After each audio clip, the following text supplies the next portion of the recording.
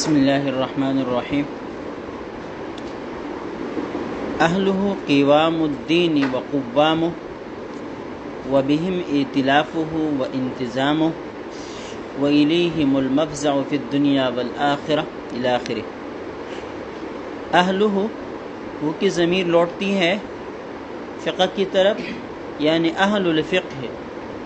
قوام الدین، قوام یہ ستون کے معنی میں آتا ہے، یعنی فقہائے کرام دین کے ستون ہے۔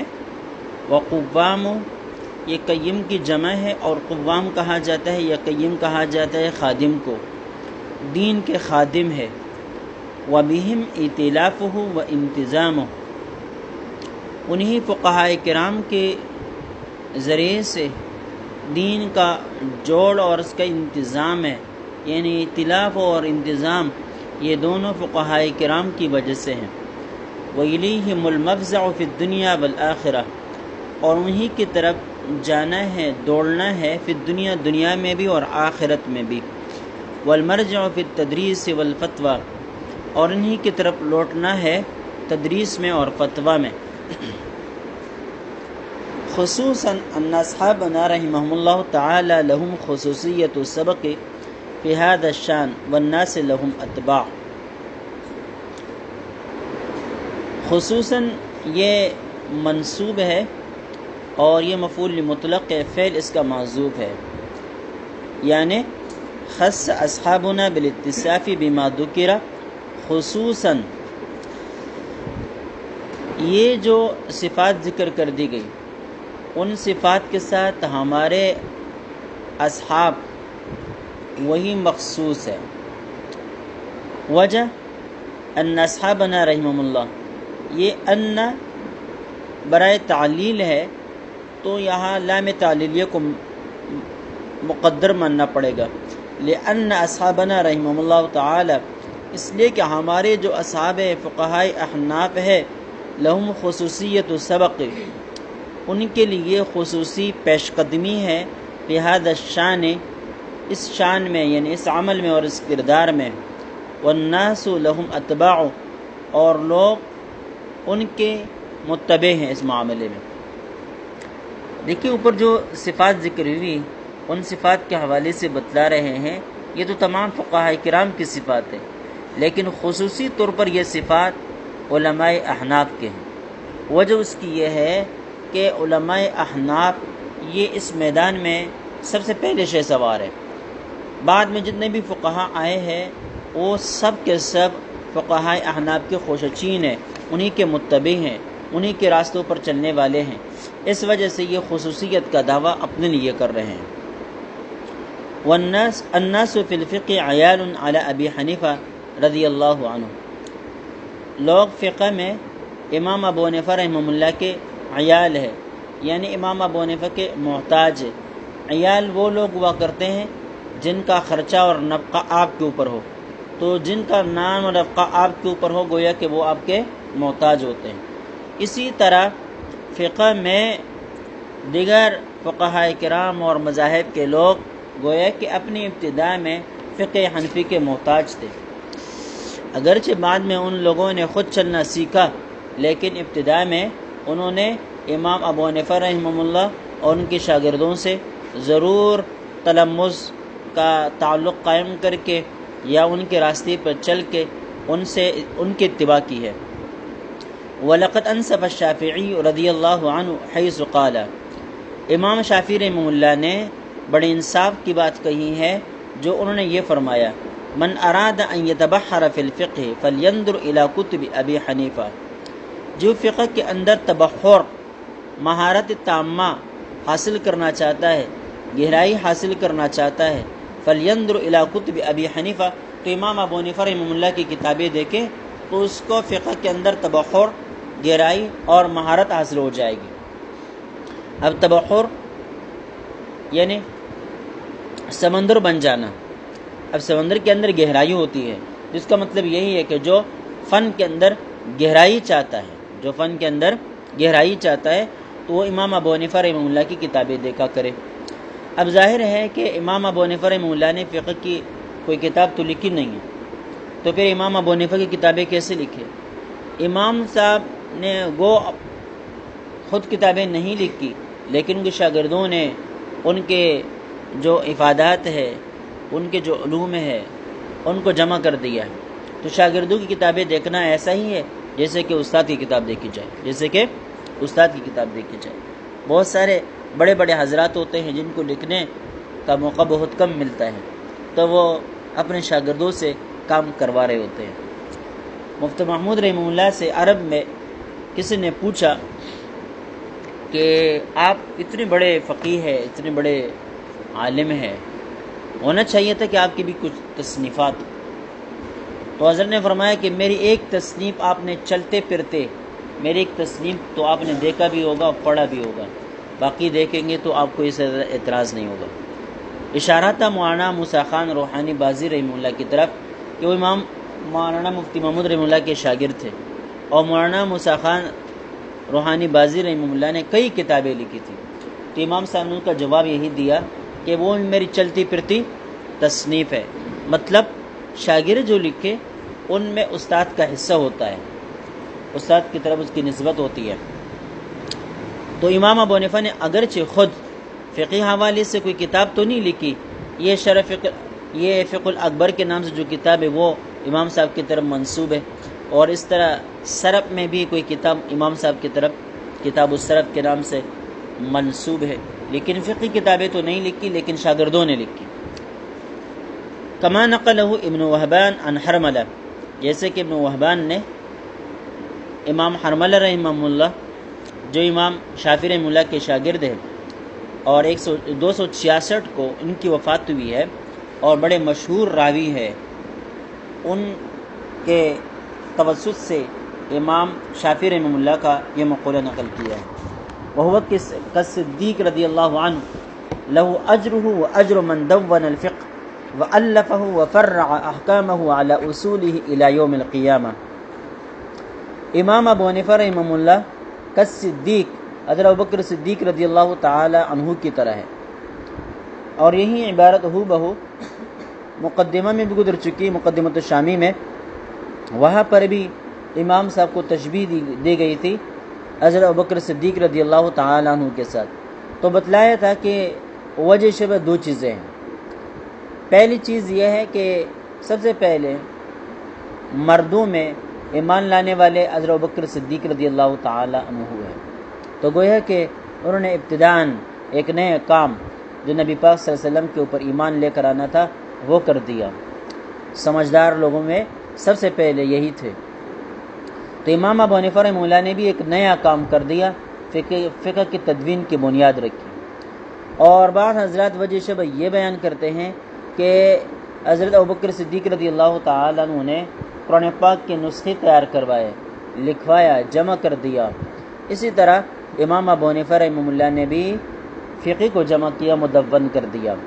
تو بہرحال جو بھی وجہ شبہ ہو، بڑا کردار یہ بھی ہو سکتا ہے کہ دین کی خدمت میں حضرت ابوبکر صدیق رضی اللہ تعالی عنہ کا بہت بڑا کردار ہے۔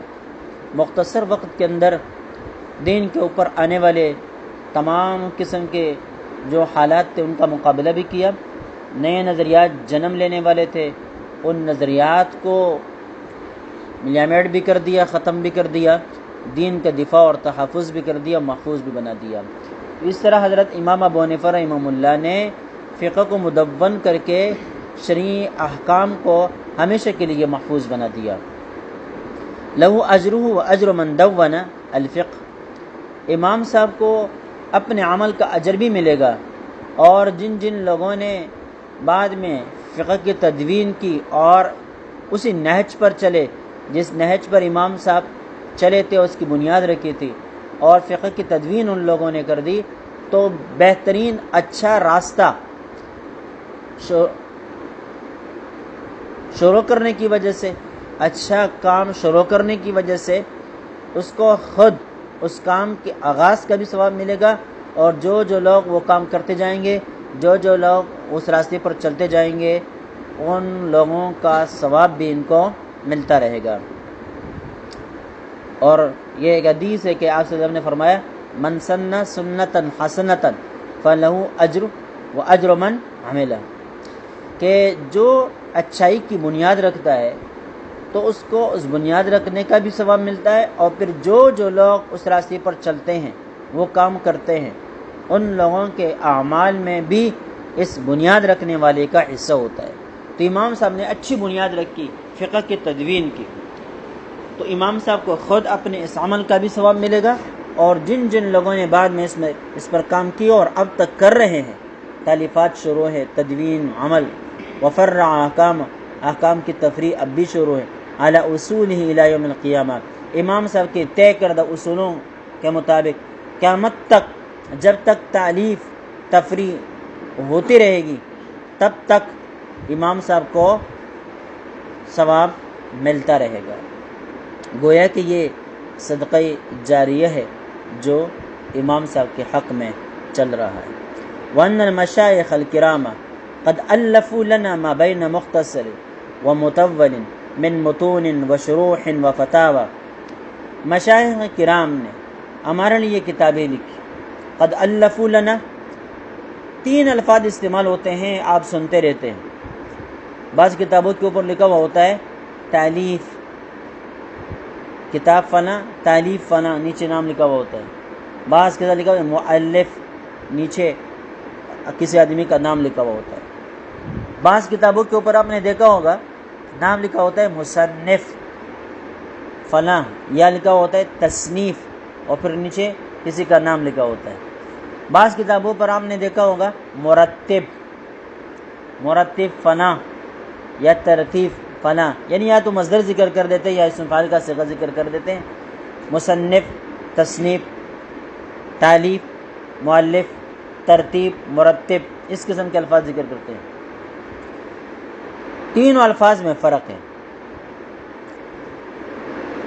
تالیف کہا جاتا ہے مختلف چیزوں کو جمع کر دینا، مختلف چیزوں کو اس طرح جمع کر دیا جائے کہ ان سب کو اکٹھا کرنے کے بعد ایک نام دیا جا سکے۔ اب پھر چاہے اس میں تقدیم و تاخیر کا لحاظ رکھا گیا ہو یا نہ رکھا گیا ہو، بس اس کے اندر مختلف چیزیں جمع کر دی ہو اور اس طرح جمع اکٹھی کر دی گئی ہو کہ جس کا ایک نام مقرر کیا جا سکے، یہ ہے تالیف۔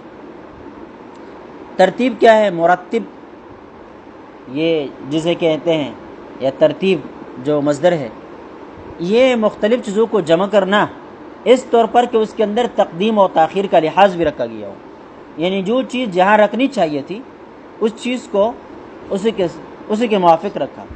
مثلا جب فقہ کتاب لکھتے ہیں تو سب سے پہلے کتاب و طہارت، پھر اس کے بعد جو ہے نماز کی باری آتی ہے، پھر اس کے بعد دیگر چیزیں۔ تو اگر اس ترتیب کے ساتھ کوئی لکھتا ہے تو یہ اگر دیگر لوگوں کی چیزوں کو جمع کر کے مرتب بھی کر دیتا ہے اس طرح، تو یہ تالیف بھی ہے، ترتیب بھی ہے، تالیف بھی ہے، ترتیب بھی ہے۔ الفہ مرتبا، لوگ کہتے ہیں فلاں نے کتاب لکھی اور اس کو مرتب کیا، مرتبا علی ابواب، مطلب ابواب پر اس کو مرتب کر دیا، تو مطلب یہ ہے کہ اس کے اندر تالیف بھی ہے اور ترتیب بھی ہے۔ بعض صورتوں میں تالیف نہیں ہوتی، صرف ترتیب ہوتی ہے۔ ترتیب کیسے؟ بھائی تالیف اس لیے آپ کی نہیں ہے کہ وہ کسی اور نے چیزیں جمع کی ہے، لیکن آپ نے صرف ابواب پر اس کو رکھا ہے۔ جو باب پہلے ہونا چاہیے تھا آپ نے اس کو پہلے رکھا، جو بعد میں ہونا چاہیے تھا آپ نے اس کو بعد میں رکھا، جو چیز بعد میں ذکر کرنی چاہیے تھی وہ بعد میں کی، جو چیز پہلے ذکر کرنی چاہیے تھی وہ آپ نے پہلے ذکر کر دی، یعنی اس کو ایک بہترین شکل دے دیا۔ ہر چیز وضع و شیء فی محلہ رکھ کر آپ آگے بڑھتے گئے تو آپ اس کتاب کے مرتب قرار پائیں گے۔ جیسے کہ یہ فتاوی دارالعلوم دیوبند ہے، اس کے مرتب مولانا مفتی ظفر الدین صاحب ہے، اب وہاں پر لکھا ہے مرتب۔ اب آتا یہ سمجھ میں۔ اسی طرح امداد الفتاوی ہے، اس کے مرتب مولانا ظفر احمد عثمانی اور مفتی شفیع صاحب رحمہ اللہ، یہ حضرات ہیں۔ تو اب دیکھیں یہ جمع کردہ تو کسی اور کا ہے لیکن ترتیب کنندہ ان کے اور ہیں، تو یہاں ترتیب پائی جا رہی ہے، تالیف نہیں پائی جا رہی۔ کبھی کبھی تالیف بھی پائی جاتی ہے اور ترتیب بھی پائی جاتی ہے، کبھی کبھی صرف تالیف پائی جاتی ہے، ترتیب نہیں ہوتی، اور بعض صورتوں میں کیا ہوتا ہے صرف ترتیب ہوتی ہے اور تالیف نہیں ہوتی۔ تصنیف کیا ہے؟ تصنیف کہا جاتا ہے، بعض حضرات کہتے ہیں کہ تصنیف و تعلیف میں عموم و خصوص کا فرق ہے۔ تعلیف میں دوسرے لوگوں کی چیزوں کو آپ جمع کرتے ہیں، اور تصنیف میں اپنے ذاتی استعداد و صلاحیت و خیالات کی بنا پر جو چیز آپ لکھتے ہیں اور اس کو جمع کرتے ہیں مختلف چیزوں کو، اس کو تصنیف کہتے ہیں، اور ایسا آدمی مصنف کہلاتا ہے۔ ایسا آدمی کیا کہلاتا ہے؟ مصنف کہلاتا ہے۔ اللہ اکبر۔ تو یہاں حضرت فرماتے ہیں وَأَنَّ الْمَشَائِخَ الْكِرَامَ، ہمارے جو مشائخ ہیں انہوں نے قد الفوا لنا، ہمارے لیے کتابیں لکھی، ما بین مختصر و مطول، ایسی کتابیں جو مختصر بھی ہے مطول بھی ہے۔ امام محمد رحمہ اللہ نے چھوٹی کتابیں بھی لکھی اور بڑی کتابیں بھی لکھی۔ الجامع الصغیر دیکھیں، الجامع الکبیر دیکھیں، اسیر الصغیر، اسیر الکبیر، چھوٹی چھوٹی کتابیں ہیں، لیکن مبسوط کو دیکھیں وہ طویل کتاب ہے۔ اس طرح دیگر کتابیں ان میں سے کچھ اتنی بڑی ہے، کئی کئی جلدوں پر ہے، اور کچھ اتنی یہ چند صفحات پر مشتمل ہے، چند صفحات پر مشتمل۔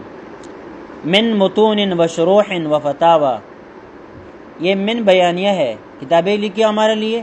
بھئی کون سی کتابیں لکھی؟ متون لکھ کے، شروح لکھی، فتاوی لکھ کے۔ متون متن کی جمع ہے، اور لغت کے اعتبار سے یہ ریڑھ کی ہڈی کو کہا جاتا ہے، جس کے اوپر انسان کا جسم پورا مدار رکھتا ہے۔ کسی بھی فن کی وہ بنیادی کتابیں جس کے اندر اس فن کی بنیادی چیزیں ذکر کر دی گئی ہو، وہ متون کہلاتی ہیں۔ جب تک کہ متاخرین کی کتابیں وجود میں نہیں آئی تھی، متقدمین کی ساری کتابیں وہ متون کہلاتی تھی، جیسے کہ جامع الصغیر ہے، الجامع الکبیر ہے، یہ متون ہوتے تھے۔ جتنی بھی کتابیں لکھی گئی ہیں انہی سے لکھی گئی ہے۔ اس طرح مبسوط ہے، یہ سارے کے مسارے متون تھے۔ بعد میں جب متاخرین آئے اور انہوں نے ان سارے کو اکٹھے کر کے آسان سے آسان تر، مختصر سے مختصر اور انتہائی جامع قسم کی کتابیں تیار کر دی، تو وہ متون قرار پائے، وہ متون قرار پائے۔ علماء احناف کے 4 متون مشہور و معروف، قدوری ہے، کنز الدقائق ہے، اور تنویر الابصار ہے، اور اس طرح المختار ہے۔ یہ کتابیں یہ متون کہلاتی ہے۔ ویسے اور بھی کتابیں ہیں، نور العزا بھی متن میں شامل ہے، لیکن جو مقام و مرتبہ ان 4 کا حاصل ہے وہ کسی اور کو حاصل نہیں۔ تو متون بھی ہمارے لیے لکھے، وہ شروع بھی لکھے۔ ان متون کے شروع دیکھیں آپ، مبسوط سرخسی کو دیکھیں، اس طرح جو ہے پھر المحیط البرہانی کو دیکھیں۔ یہ اگرچہ شرح نہیں ہے، لیکن اس کے اندر شرح کے متون کے ہر قسم کے مسائل جمع کر دیے گئے ہیں۔ فتاوی بھی لکھی۔ واجتہدوا فی المذہب والفتویٰ، انہوں نے اجتہاد کیا مذہب کے اندر بھی اور فتویٰ کے اندر بھی۔ ایک اجتہاد فی المذہب، اجتہاد فی المسائل آپ جانتے ہیں کئی مرتبہ پہلے گزر چکا ہے۔ تو جو اجتہاد فی المذہب ہے، جیسے کہ صاحبین ہیں اور متاخرین بعد کے حضرات ہیں، یہ اصحاب الترجیح، اصحاب التخریج ہے، یہ سارے کے سارے یہ مجتہد فی الفتویٰ بھی ہے۔ وحرروا ونقحوا، انہوں نے تحریر کیا اور تنقیح کی، تحریر اور تنقیح کی۔ تحریر کا لغوی معنی ہے آزاد کرنا، لکھنے کے معنی میں بھی آتا ہے۔ حش و زوائد سے کلام کو پاک صاف کر کے پیش کر دینا، یہ بھی تحریر کہلاتا ہے۔ ونقحوا، تنقیح کر دی، یعنی حش و زوائد سے پاک کرنے کے بعد معنی کے اندر بھی اختصار ہو، الفاظ کے اندر بھی اختصار ہو، ہر قسم کی کانٹ چانٹ کر کے کلام پیش کرنا، یہ تنقیح کہلاتا ہے۔ شکر اللہ سعیہم، اللہ تعالیٰ ان کی محنتوں کو قبول فرما لے۔ الا انی لم ار لہم کتابا یحکی کتاب الشیخ، یا یحکا کتاب الشیخ تاج الدین السبکی الشافعی مشتملا علی فنون فی الفقہ۔ اتنی زیادہ کتابیں علماء احناف نے لکھی، لیکن حضرت فرماتے ہیں ایسی کوئی کتاب نہیں لکھی جو تاج الدین السبکی الشافعی رحمہ اللہ کی کتاب کی طرح ہو جو فقہ کے کئی فنون پر مشتمل ہو، فقہ کے سے تعلق رکھنے والے کئی فنون پر مشتمل ہو۔ ایسی کوئی کتاب ہمارے علماء احناف نے نہیں لکھی۔ وقد كنت لما وصلت في شرح الكنز الى تبییض باب البیع الفاسد، حضرت فرماتے ہیں کہ جب میں کنز کی شرح میں باب البیع الفاسد کی تبویض تک پہنچا، تبییض کہتے ہیں چیزوں کو رفع عمل میں اکٹھے کر لینے کے بعد دوبارہ اس کو ترتیب دینا، یہ تبییض کہلاتا ہے۔ مسودہ جسے کہتے ہیں نا کہ اب میں کیا کر رہا ہوں، تبویض میں مصروف ہوں، یعنی جو مختلف چیزیں گڈ وڈ جمع کر دی ہے اب اس کو ترتیب دے رہے ہیں، ترتیب کے ساتھ لکھ رہے ہیں، اس کو تبییض کہتے ہیں۔ الفت کتابا مختصرا فی الضوابط والاستثناءات منها، کہتے ہیں یہاں پر پہنچ کر میں نے ایک کتاب لکھی جو مختصر کتاب تھی ضوابط میں اور استثناءات منها، کچھ ضابط قاعدے ہوتے ہیں جیسے کہ میں نے آپ کو پہلے بھی بتلایا تھا، کچھ قواعد ہوتے ہیں، ضوابط ہوتے ہیں، ان قواعد و ضوابط کے اوپر مسائل کی تفریح ہوتی ہے، لیکن بہت سارے مسائل ایسے ہوتے ہیں جو ان قواعد و ضوابط سے مستثنا ہوتے ہیں۔ آپ اس کو ایک قاعدے کے نیچے لا رہے ہوں گے لیکن حقیقت میں وہ مسئلہ اس قاعدے سے مستثنا ہوگا، وہ مسئلہ اس قاعدے سے مستثنا ہوگا۔ اس وجہ سے کہتے ہیں صریح جزیہ چاہیے، صریح وضاحت ہونی چاہیے۔ ایسا نہ ہو کہ کوئی مسئلہ آپ کے سامنے آ جائے، آپ اس مسئلے کو کسی اصول کے نیچے رکھ کر لوگوں کو بتائیں کہ فلاں اصول کے نیچے یہ مسئلہ جائز ہونا چاہیے، لیکن حقیقت میں وہ مسئلہ ٹھیک ہے اس اصول کے نیچے آ رہا ہے لیکن وہ مستثنیات میں سے، کس میں سے؟ مستثنیات میں سے۔ سمیت الفوائد الزینیہ، حضرت فرماتے ہیں کہ وہ رسالہ جو میں نے لکھا اس کا نام میں نے الفوائد الزینیہ رکھا فی الفقہ الحنفیہ، وصل الی 500 ضابطہ، یہ 500 ضوابط تک پہنچا۔ فألہمت ان اصنع کتابا علی النمط السابق مشتملا علی 7 فنون یکون هذا المؤلف النوع الثانی منها، یا النوع الثانی منها، کہتے ہیں مجھے الہام ہوا، الہم تو میرے دل کے اندر یہ بات ڈال دی گئی یا مجھے الہام ہوا کہ میں اس نمط سابق پر ایک کتاب لکھوں مشتملا علی 7 فنون، جو 7 فنون پر مشتمل ہو، یکون هذا المؤلف النوع الثانی منها، یہ جو مؤلف ہے یعنی الفوائد الزینیہ یہ اس کتاب کا دوسرا حصہ ہو، یہ اس کتاب کا دوسرا حصہ ہو، یعنی یہ جو باب البیع الفاسد تک پہنچ کے جو کتاب میں نے لکھی تھی وہ تو لکھ لی، لیکن اس کے بعد پھر تاج الدین السبکی رحمہ اللہ کی کتاب کی طرح میرے دل کے اندر بھی داعیہ پیدا ہوا کہ فقہ حنفی میں بھی اس قسم کی کوئی کتاب ہو جو فقہ سے تعلق رکھنے والے 7 فنون کو جمع کرے، فقہ سے تعلق رکھنے والے 7 فنون کو جمع کرے۔ بھائی فقہ تو ایک فن ہے، اسے تعلق رکھنے والے چھوٹے چھوٹے فنون اور بھی ہیں، لیکن عام کتب کے اندر ان کا ذکر نہیں ہوتا اور ہمارے طلبہ ان کو پڑھتے بھی نہیں، ہمارے درس نظامی کا وہ حصہ بھی نہیں ہے۔ فقہاء نے وہ مسائل وہ گڑ وڑ کر کے کتابوں کے اندر ذکر کر دیے ہیں، لیکن جس وقت وہ پڑھائے جا رہے ہوتے ہیں اس وقت یہ نہیں بتایا جاتا کہ یہ فقہ کے کون سے فن سے تعلق رکھتا ہے، یہ مسئلہ فقہ کے کون سے فن سے تعلق رکھتا ہے۔ الاول، اب یہاں سے وہ فنون گنتے ہیں جن فنون پر یہ کتاب مشتمل ہے۔ فی معرفت القواعد التي ترد الیہا وفرع الاحکام علیہا، یہ کہتے ہیں قواعد کی معرفت میں التي ترد الیہا وفرع الاحکام علیہا، جس کی طرف احکام لوٹتے ہیں اور جن کے اوپر لوگوں نے احکام کو تفریع کر دیا ہے۔ یہ الاحکام یہ ایک ہے، لیکن اس کے لیے جو عاملین ہیں وہ 2 ہے۔ یہ اس کو آپ پڑھیں گے ترد مجہول پڑھے، الاحکام احکام اس کی طرف لٹا دیے جاتے ہیں، یا ترد الاحکام الیہا یہ احکام اس کی طرف لوٹتے ہیں۔ وفرعوا الاحکام علیہ، احکام کی تفریع اس کے اوپر کر دی۔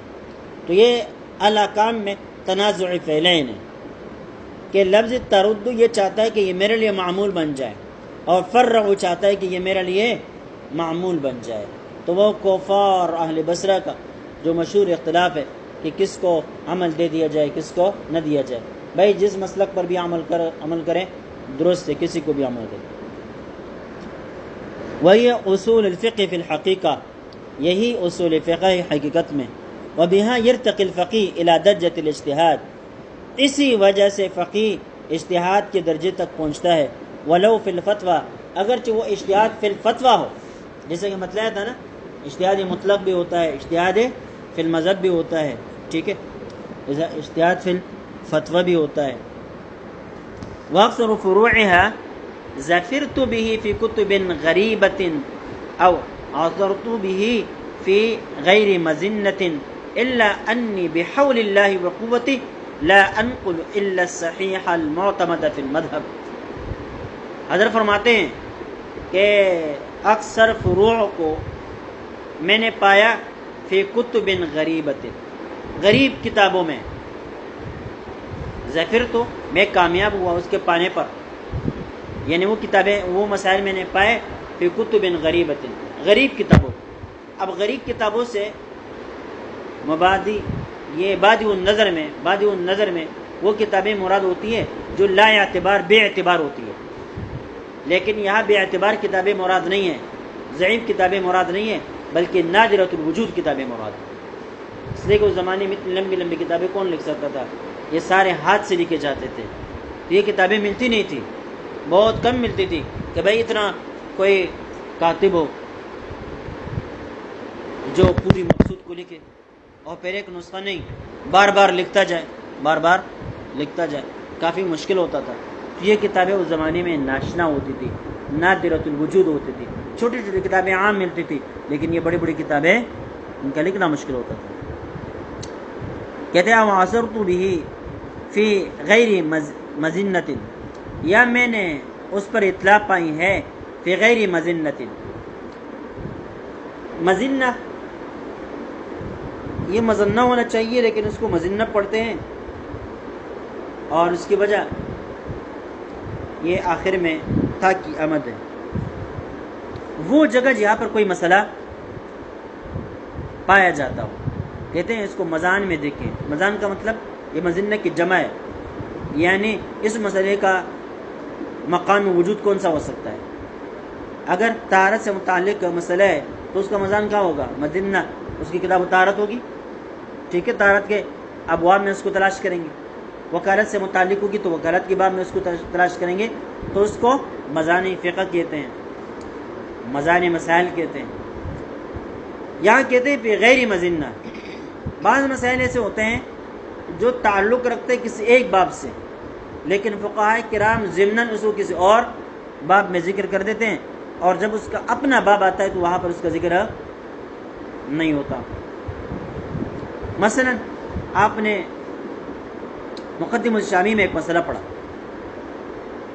کہ جاہل اور لوگوں کو چاہیے کہ وہ ایمان کی بھی تجدید کرتا رہے اور مہینے میں ایک بار اپنی نکاح کی بھی تجدید کرتے رہے۔ اب یہ ایمان سے تعلق رکھنے کی وجہ سے کتاب العقائد میں ہونا چاہیے مسئلہ، نکاح سے تعلق رکھنے کی وجہ سے کتاب النکاح میں ہونا چاہیے مسئلہ، لیکن یہ مسئلہ پوری کتاب میں کہیں نہیں ہے، مقدمہ میں ضمناً ذکر کر دیا گیا، تو اس کو کہتے فی غیر مظنہ، ایسی جگہ جہاں پر اس کے ملنے کا کوئی گمان نہ ہو لیکن مل جائے۔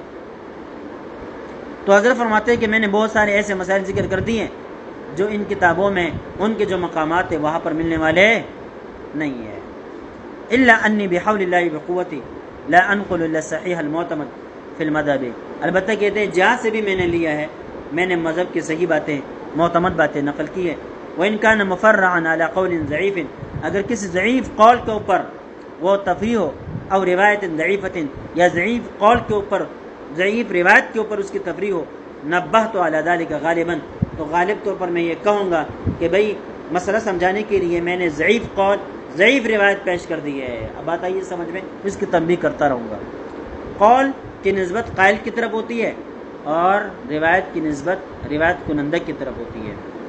قول کی ذمہ داری قائل کے اوپر ہوتی ہے اور روایت کی ذمہ داری روایت کنندہ کے اوپر ہوتی ہے۔ جس کی طرف وہ نسبت کرتا ہے، جس سے وہ روایت کرتا ہے، لازمی نہیں ہے کہ وہ بعینی ہی اس نے وہ بات کہی ہوگی، کیونکہ ساری ذمہ داری کس پر ہے؟ راوی کے اوپر۔ وحکیہ ان الامام ابا الطاہر الدباس جمع قواعد مذهب ابی حنیفہ 17 قاعدۃ وردہ الیہا۔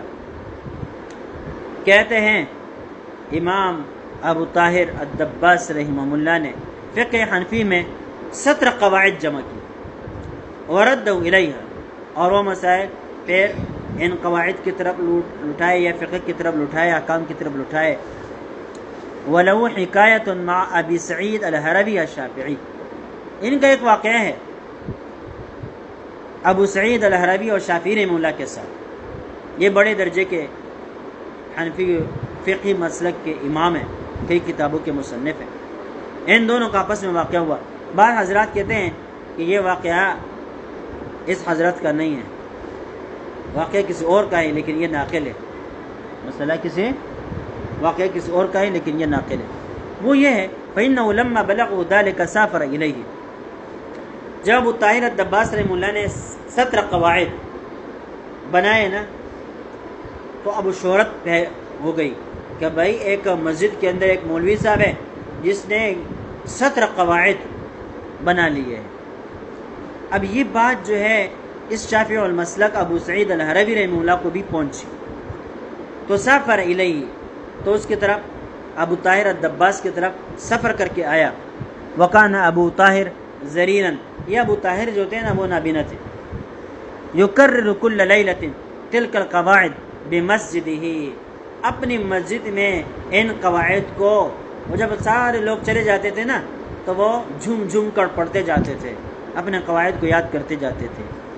بعد ان یخرج الناس منہ، لوگ جب مسجد سے نکل جاتے تھے تو یہ مسجد کو بند کر کے اندر بیٹھ کر کے ان قواعد کو دہراتے رہتے تھے اور ان قواعد پر مسائل کی تفریح کرتے جاتے تھے کہ کون سا مسئلہ کس قانون کے نیچے آ سکتا ہے، کس قاعدے کے نیچے آ سکتا ہے۔ کہتے ہیں فَالْتَفَّ الْحَرَبِيُّ بِحَصِيرٍ، تو یہ حربی چھپکے سے گئے، ایک چٹائی کے اندر لپٹ کر چھپ گئے۔ وَخَرَجَ النَّاسِ، لوگ نکل گئے۔ وَأَغْلَقَ ابو طاہر المسجد، اور ابو طاہر نے مسجد بند کر دی۔ وَسَرَّدَ مِنْهَا 7، اور 7 قواعد چلائے، مطلب 7 قواعد کی تکرار شروع کر دی، پڑھنا شروع کر دی۔ فحصلت للحربی صعدہ فحس به ابو طاہر فضربه واخرجه من المسجد، تو یہ حربی چپ کے سے بیٹھا ہوا تھا، بڑی کوشش کی چپ کر بیٹھ جائے لیکن اس کو کانسی آ گئی، اس کو کیا آ گئی؟ کانسی آ گئی۔ ابو طاہر کو پتہ چل گیا کہ کوئی یہاں بیٹھا ہے۔ بات آئی سمجھ میں؟ فحس، محسوس کیا ابو طاہر نے، فضربه، پکڑ کر کے اس کو مارا۔ اور پھر نابینا تھے، نابینا وہ کہتے ہیں نا جس کے اندر کوئی عذر معذور ہوتی ہے نا تو اس کی طاقت بھی زیادہ ہوتی ہے۔ ہمارے لوگ کہتے ہیں اس میں ایک رگ زیادہ ہوتا ہے، اس میں ایک رگ زیادہ ہوتی ہے۔ اب آئی بات سمجھ میں؟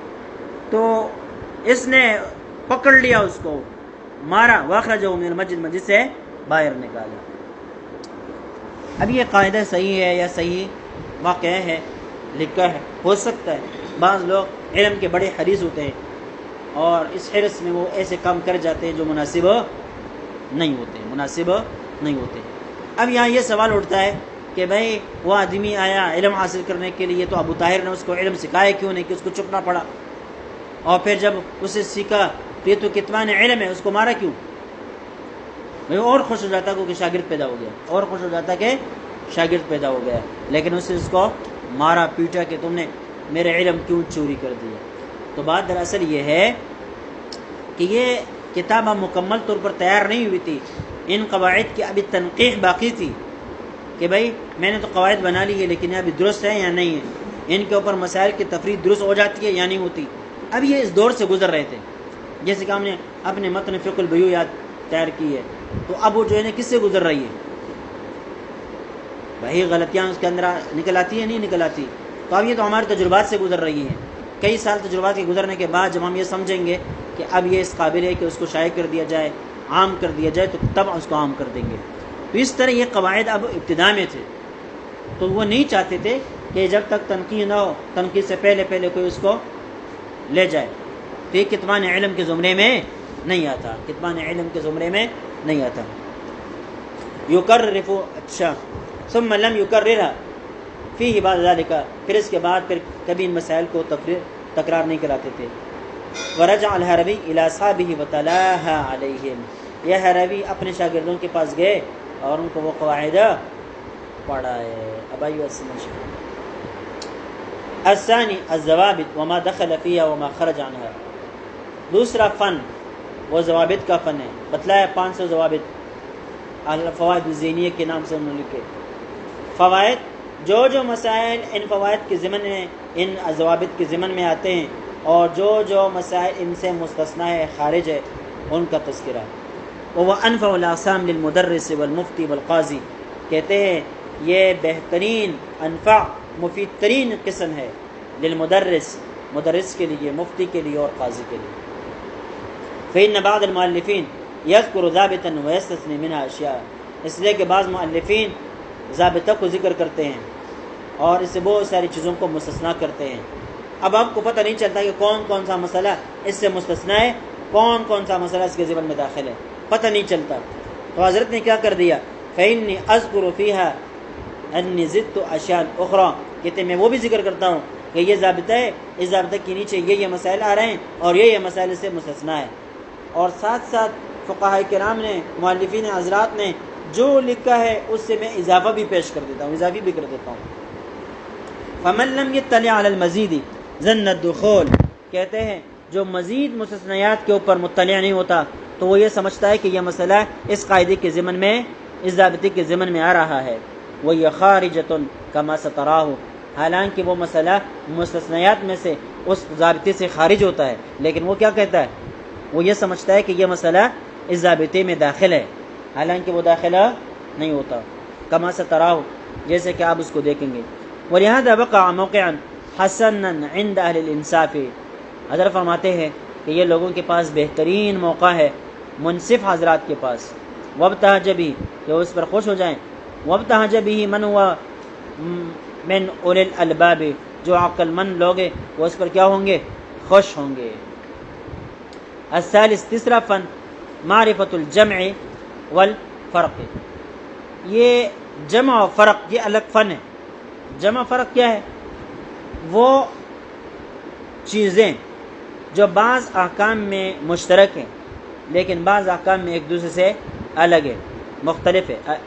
اب آئی بات سمجھ میں، آپ اس کو ہر جگہ دیکھتے ہیں کہ بھئی یہاں پر بھی برابر ہے، ادھر بھی برابر ہے، ادھر بھی برابر ہے، ادھر بھی برابر، یہاں پر بھی برابر ہوگا، لیکن نہیں، 4 جگہوں میں برابر ہوگا اور 5 جگہ میں برابر نہیں ہوگا۔ اب اس کو جاننا پڑے گا کہ بھئی یہ 4 جگہوں میں برابر ہے، 5 جگہ میں برابر کیوں نہیں ہے، یا یہاں ہے یا نہیں۔ تو 4 جگہوں کے اندر برابری دے کر 5 جگہ کے اندر برابری کا فیصلہ آپ خود نہیں کر سکتے، اس کو کہتے ہیں جمع۔ یہ معرفت الجمع والفرق ہے، معرفت الجمع والفرق ہے۔ جیسے کہ ناسی ہے، عامد ہے، ذمی ہے اور مسلمان باشندہ مملکت ہے، بہت سارے مسائل میں برابر ہے، بہت سارے مسائل میں برابر ہے، لیکن بہت سارے مسائل میں برابر نہیں۔ اب آئی بات سمجھیں، تو اس کو کون سا فن کہتے ہیں، فن معرفت الجمع والفرق۔ اس کتاب کا ایک حصہ یہ فن بھی ہے۔ معرفت الالغاز، یہ بہت اہم ہے۔ الغاز لغزن کی جمع ہے، لغز کہتے ہیں چیستان کو، پہلی کو، کس کو، پہلی، وہ کہتے ہیں نا، وہ کیا ہے، لوگوں میں بچے ہوتے تھے، کہتے ہیں میں جنازہ کی نماز پڑھ رہا تھا اور میرے پیشانی پر وہ لگا، مٹی لگی یا کوئی پتھر لگا تو میں اس کو ہٹا سکتا ہوں یا نہیں ہٹا سکتا۔ اب یہ کیا ہے، اب جس کو پتہ ہوگا کہ جنازے میں تو سجدہ ہوتا نہیں ہے تو وہ یہ کہے گا کہ بھائی تم جھوٹ بولتے ہو، بھائی تمہاری پیشانی کو کچھ نہیں لگا ہے، بات آئیے سمجھ میں۔ اس طرح چیزیں، یہ چیزتان یہ پہلیہ کہلاتی ہے، پہلیہ۔ اس کو الغاز کہتے ہیں. کیا کہتے ہیں؟ الغاز کہتے ہیں. یہ بھی ایک فن ہے. علماء نے اس کی تعریف یہ کی ہے: علم یتعرف من دلالت الالفاظ على المراد دلالة خفية في الغاية بحيث لا تنبو عنها الأذهان السليمة بل تستحسنها وتنشرح لها. یعنی ایک ایسا علم ہے کہ جس میں الفاظ کے دلالت مراد پر ہوتی ہے، لیکن وہ دلالت انتہائی خفی ہوتی ہے، انتہائی خفی، انتہائی پوشیدہ ہوتا ہے کہ ہر کوئی اس کو نہیں سمجھ پاتا. کہتے ہیں عام لوگ تو اس کو برا سمجھتے ہیں کہ بھائی مجھے کیا کر دیا، پنسایا. لیکن اہل علم، جو علم دوست لوگ ہوتے ہیں، اس قسم کے پہلوؤں کے لیے خوش ہوتے ہیں، اس قسم کے پہلوؤں کے لیے خوش ہوتے ہیں. علامہ ابن الجوزی رحمہ اللہ کی کتاب بھی ہے نا اس کے اوپر، لطائف علمیہ کے نام سے ایک کتاب ان کی ہے جس کے اندر بہت سارے اس قسم کے پہلوؤں کا ذکر ہے. مولانا درویش صاحب تھے، بندر ٹاؤن کے استاد تھے. ان کی کتاب ہے فقہی پہلیاں، فقہی پہلیاں. اس کا بھی ایک حصہ ہے الغاز پر. اس کا ترجمہ میں نے کے زمانے میں کیا تھا، لیکن اب میں بھول گیا ہوں کہ وہ ترجمہ کہاں گیا. کتاب الحیل کا بھی میں نے ترجمہ کیا تھا، الغاز کا بھی کیا تھا. یہ اس کا بھی ارادہ کر دیا تھا، یہ جمع معرفت الجمع والفرق، لیکن میرے خیال سے یہ پورا نہیں ہوا تھا. اب وہ پتہ نہیں ہے، سارے ترجمے گم ہو گئے. چلیے یہ یہاں تک چھوڑ دیتے ہیں. یہ حیل کی بحث کافی مشکل ہے، کل پڑھیں گے انشاءاللہ.